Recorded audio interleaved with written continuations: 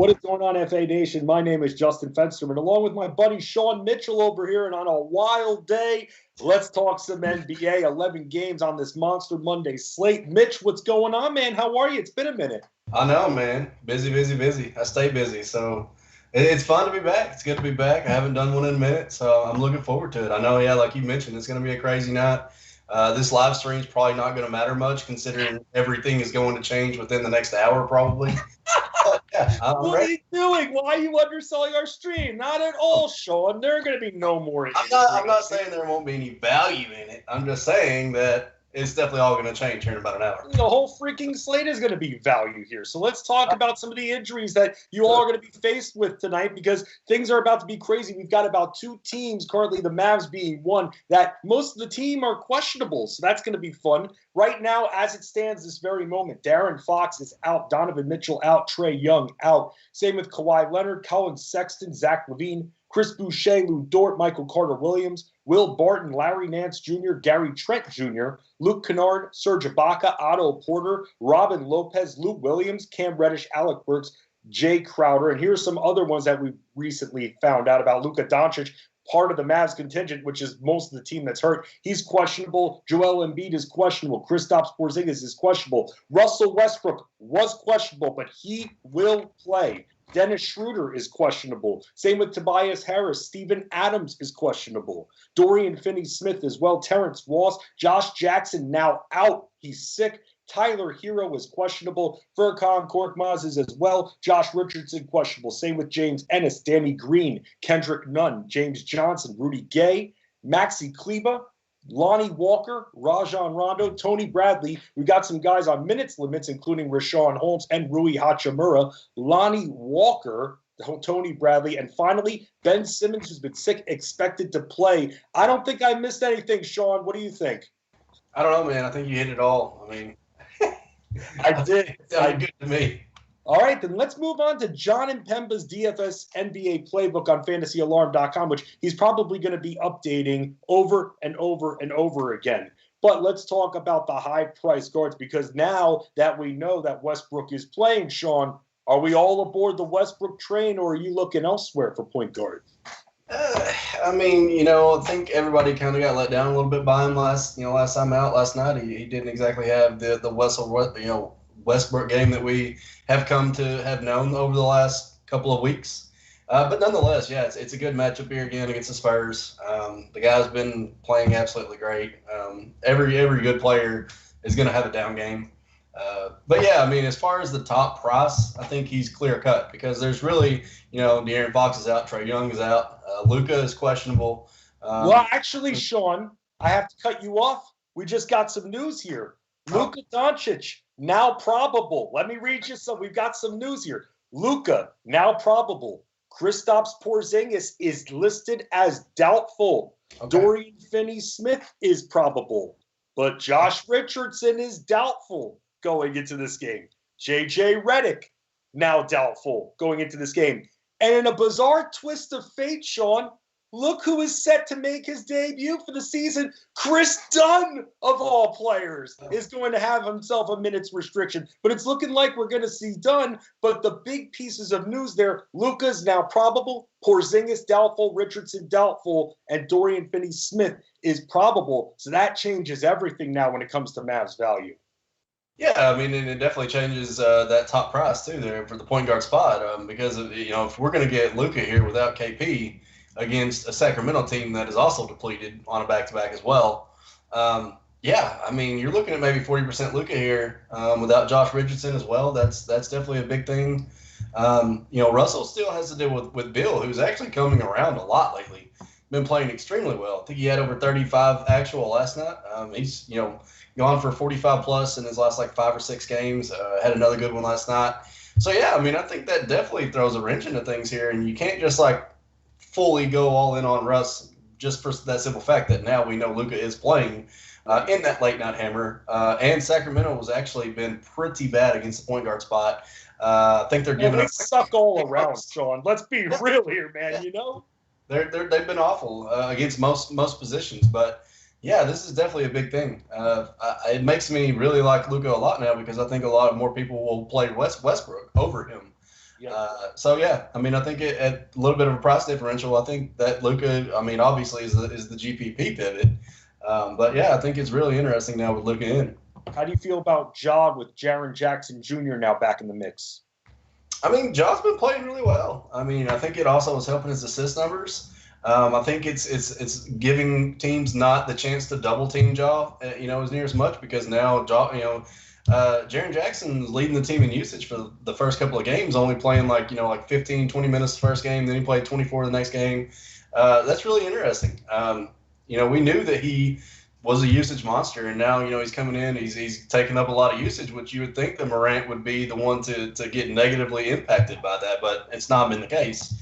Don't exactly love traveling into Denver here, but the total's high. It should have a good flow. The spread's good. So yeah, I have no problems with John Morant here. How are you feeling about the Sacramento guys for value, whether it's DeLon Wright or Tyrese Halliburton? I feel like both are in prime spots with Fox out.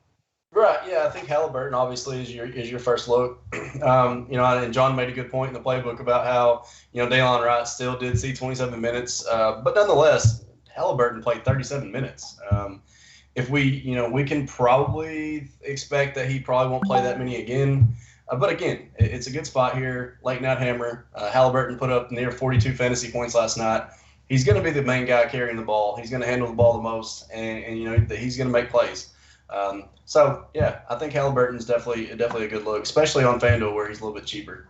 You got more news, Sean. Let's talk about Anthony Davis here. Was listed as probable. He is not only going to play, but he's apparently not going to have any kind of minutes restriction, which we'll be able to talk about him as an option a little bit later. Some of the other players, when it comes to injuries, Tony Bradley, he is not going to play tonight. Lonnie Walker is expected to play, and the Thunder releasing their lineup, including Kenrich Williams, Maladon, Pokashevsky, Baisley, and Moses Brown. So those are some of the latest news. But the big one there, Sean, AD, no minutes restriction, puts him in a very nice spot. We'll get to power forwards, but let's move on to shooting guards for now. Who are you going to prioritize? Do you pay up for Paul George with, once again, no Kawhi Leonard, Luke Kennard also not going to be in this one? Or do you go with someone like a Fred VanVleet who has a $1,000 price differential between FanDuel and DraftKings, 73 on FanDuel? Yeah, that's pretty crazy disparity right there. But yeah, I mean, I think prioritizing Paul George here is pretty easy. This game has the highest total on the board. Should have some good pace. This is a pace-up spot for the Pelicans here because the Clippers actually been playing pretty fast. But yeah, Paul George has been playing just absolutely great. Another 55 fantasy points last game against Houston. He's now gone for 45 or more in his last. Well, let's see here. But let's go for 50 because he's gone for 50 his last 2, 4, 6, 7, last 7 of 8 games. He's gone for 50 or more fantasy points. He continues to thrive. That was even with Kawhi in some of those games. So now you got no Kawhi. Obviously, Luke Kennard is out. I know that's not a big change, but it does take a little bit of usage there that Luke might come on and take from him. So definitely like Paul George here. Obviously, I think he's your ultimate probably cash play because obviously we know he's going to have probably a 40% usage rate too. And it's against New Orleans. So definitely like Paul George. But I do agree with John on VanVleet. Like, he mentioned that, all the Raptors are back. They're all playing, heavy minutes again. Even Kyle Lowry. I know he's had a couple down games, but, he's fair. Can I stop you for 1 second and add one little tidbit? And let me ask you if you think this impacts him tonight. Toronto is one of 3 teams with a 5-game week, and we've seen this team rest players before. Today, it looks like we're all in the clear. But do you worry about minutes essentially being, I don't want to say limited, but minutes being a factor or a thought for this coaching staff considering where they are in the playoff hunt and that they have a super slate this week? I don't think it affects it too much. I think with being the oldest guy in Kyle Lowry, I think he might, be a little bit on the ease of minutes. But I think for the rest of these guys, they're young guys. VanVleet, young. Siakam, young. I mean, I don't think that you're looking at just, Gary Trent, young. You're not really looking at major issues here for guys playing on a back-to-back. I don't think it's that big of a deal. So, yeah, I'm still full systems go on the Raptors. I think they're all probably in play. Yep. Again, no Gary Trent Jr. in this one. What do you think about, before we move on to small forwards, what do you think about Dozier, PJ Dozier, with what he's done? I almost was going to ask about Kevin Huerter, but I was actually looking at Kevin Huerter. Right? Yeah, you know what? Because I mean, it interests me a little bit more because Goodwin can't be doing everything by himself. I know that due to reports, we're going to be seeing Chris Dunn apparently tonight. How many minutes is he going to play? Yeah, I mean, what, 15? He does not go more than 15. I'd be shocked if he played more than 15. I would be shocked. There, but look who's taking advantage of the guard situation in Denver, because Monte Morris has been hurt. We don't have Jamal Murray anymore. I mean, it's been Campazzo taking minutes, but Dozier's been a big beneficiary. Yeah, I mean, Will Barton got hurt a couple days ago too, so right. Yeah, I mean they're depleted. I mean they are easily depleted at the spot. Dozier, I think he had 47 fantasy points last 27 minutes. 23 actual, 7 boards, 3 assists, 2 blocks, 2 steals. I mean, that's the thing that this guy, he can definitely put up loads of fantasy points on good nights. Obviously, Houston's a really good matchup. It's a good matchup here for Memphis. With Memphis coming to town as well, so he's still cheap. We know he's probably going to be close to 30 minutes like he has been. I think you can easily play PJ Dozier. I think Impemba's on the right page here with who he has a small forward for prioritizing. I mean, Ingram, at this point, he's going to get not the easiest matchup, but still what do you think about Ingram's matchup and price point tonight? He's above 8K on both sites. Yeah, I like it a lot better, of course, with no Kawhi. Right. That's definitely a lot more of a situation that you would want to play Ingram in. I think John kind of hit it on the head there, where it's kind of more of a cashy type play because him and Zion kind of take away each other's, they kind of capsize each other's upside. So you can't exactly expect both of them to go for 50, 60 plus. On any given night. But maybe one. And then you got Zion's probably going to get Marcus Morris, which is a decent defender. So I think Ingram's definitely the right play on the Pelicans. I think John's right on that one. What do you think about some of these Jazz guys that John has in the playbook, including Joe Ingles? It's Minnesota. They don't defend anyone. No, and they're also depleted. Joe Ingles had a rough game last time out. We've known that he's played extremely well, getting these spot starts. He's going to be starting again. Conley has been taking a lot of usage with Donovan Mitchell out, but we know Joe Ingles can contribute across the board. He can hit threes. He can dish dimes. He hasn't exactly been given a lot of the defensive metrics that you look for. But what he's missing in there, he's giving you in points 20 more in his last 3 straight, last 3 or 4, I should say. At least 3 rebounds, at least 5 or more assists in 3 of the 4. So he's giving you a little bit of everything. This game has a nice total. Should have good pace.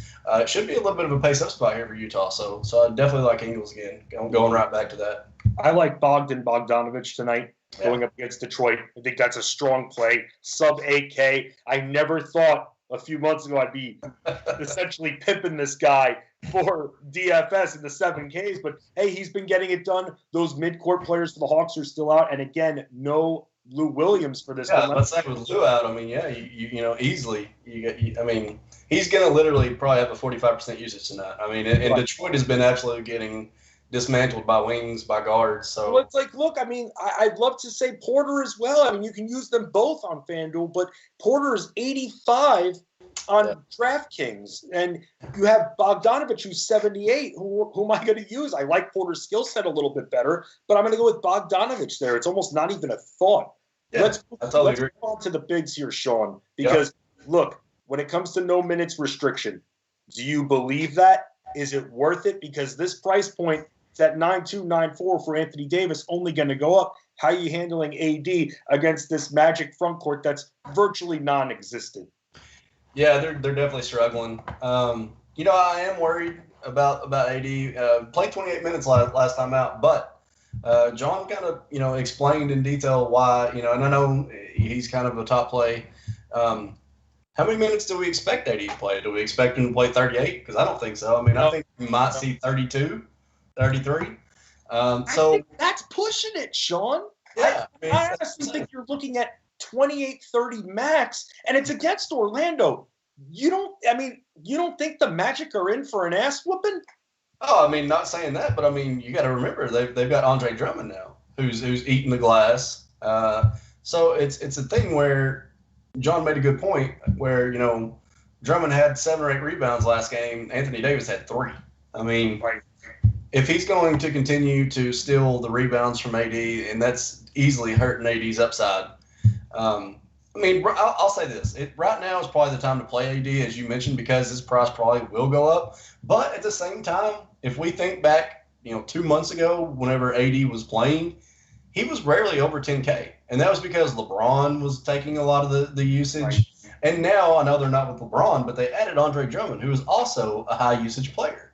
So, I don't know. I mean, I'm not sold. Honestly, I think Julius Randle has been playing really, really good basketball. I know it's Phoenix, but I hate to say it, but Phoenix is very exploitable in the front court.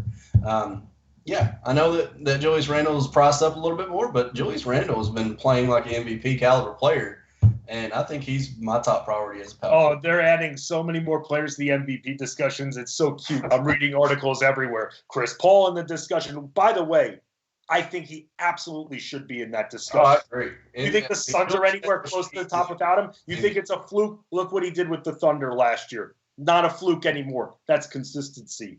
Darius Bazley. I mean, come on. Keep giving it to us at good prices. Why not? The Sixers especially if Tobias Harris does sit. I like that a lot. I like it a lot more. No, it's a very solid price point. I like that too. What do you think of what Jaron? I know we talked about Jaron Jackson a little bit before, but what do you think of this also mid-salary price for him going up against Denver, who I know is not the easiest opponent, but still we've seen him in the minutes too. Even with the limited minutes he's been getting, he's still been producing, and I feel like I can trust him still. Yeah, I mean, I agree. I'm still kind of worried that he's not going to see like maybe over 25 minutes, and that kind of worries me. Because, obviously we know that, his upside's easily going to be capped because of the minutes. Whenever you can pay $200 more for Jeremy Grant, who is without Josh Jackson, who is with, right. I mean, I think I might have to go with Jeremy Grant there because, I mean, they're depleted as well. And I just like that game as a game stack. I think you can play a lot of both sides there. So Jeremy Grant is really appealing to me. And, I think I don't know if a lot of people will play Jaron Jackson tonight. I don't think they will, considering it's in Denver. He's going to be matched up with Aaron Gordon. He's going to be matched up with Michael Porter. He's going to be matched up with Jokic. It's not the greatest matchup at all. Not if he's not going to rebound. I'll tell you that much. Right. So, yeah, we'll have to see. You bring up a lot of good points. I mean, we already mentioned Marcus Morris being in a solid spot tonight. And let's move on to centers here. Sure. Because when it comes to centers, and I was talking to the other guys about this before, what do you think of Jonas Valenciunis tonight? Because, look, I'm not saying he's matchup proof, but he's been playing when he's been active. He's been, for the most part, playing essentially above his head. And I feel like no one's going to be on him tonight. And even with Jackson back, Jackson's going to still stay on that perimeter, in my opinion, a decent amount. So I don't think it's going to clog up the lane too much. What do you think about Joe Val? I don't know. I was trying to see what he had in his last meeting with Denver, but I don't think he played. It's iffy. I think it's a little risky. But I think it's very contrarian. I think it's a nice tournament play for sure. Right. Not exactly sure that I would be, running to play him in cash, but I think in tournaments, which about anybody's in play in tournaments. But okay, so let's look at this for a second, Sean. And this is, I remember this particular game because I'm looking at his last few matchups. The matchup against Chicago back on April 12th. I mean, Nikola Vucevic is a pretty dang good defensive center, and he put up 53 DraftKings points on him. Followed that up a few days later in the same matchup there, put up 32. So if that's against one of the more staunch defensive centers out there, I mean, I know with Jokic is Jokic, but still, I just think Valanciunas, for some reason I have this feeling, he's just been better, especially on the offensive end, and that's giving us a little bit more of a floor. Yeah. I mean, like I said, I totally don't mind. I played 30 minutes, in his return game from the concussion. Put up 42 fantasy points against Portland. Not a bad spot. Had a nice double-double, 21 points, 10 rebounds, 2 assists, 2 blocks. I am worried about the rebounds, but he is a behemoth of a man. So, yeah, I mean, I could easily see another double-double. I could easily see 35 fantasy points. Yeah, I don't hate it. You like Jokic on the other side? I absolutely like Jokic on the other side. And, it's not for the simple fact that he put up 73 fantasy points. It's for the simple fact that the Memphis has literally allowed the most fantasy points to opposing centers all year long. And over the last 10 games, they've just been putrid. I know that Joe Val was out a couple games, but that doesn't change the fact. I mean, they've still been just really bad against the spot. Jokic has actually averaged near 60. He averaged about 56 fantasy points in his last, 6 home games. So, it's a good spot. Really like Jokic. I know he's probably my top play. I just think he's and John even mentioned that too. With if you're not playing like a Lugo or Russell, Jokic is probably the play. So I agree with him. Yeah, I have to agree there. I like DeAndre Ayton too. It's something I've been saying. I know that a lot of people, when they see the Knicks, it's you don't want to attack the Knicks. They've been one of the best defenses in the league, but they are very exposed in that front court. Yep. And so again, this is a spot that you got to keep taking advantage of. And Ayton, as unexciting as he's been, he actually has been playing a bit better. Tonight, he's going up against the Knicks, and no disrespect to Nerlens Noel, but outside of a few highlight top shot moment blocks that he's gotten, I mean, you could still score on him all day. You go back to a few days ago, and the Hawks were facing them. Clint Capella didn't even have to run to dominate them. I feel like it's going to be exactly like that for Ayton, Sean.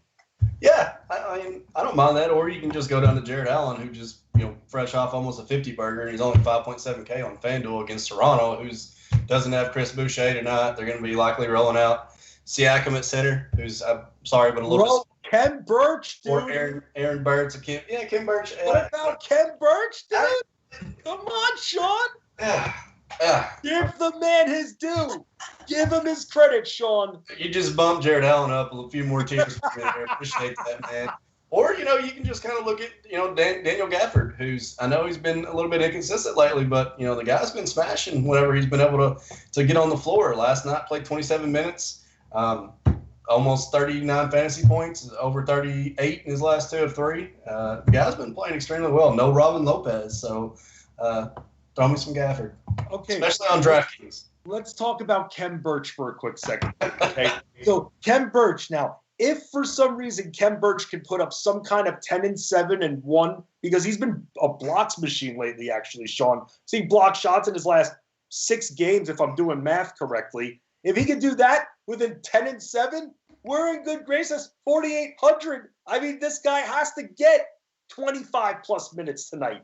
Come on, Sean. No, I'll tell you right now, I've not been fading the Cleveland Centers. No, won't be there.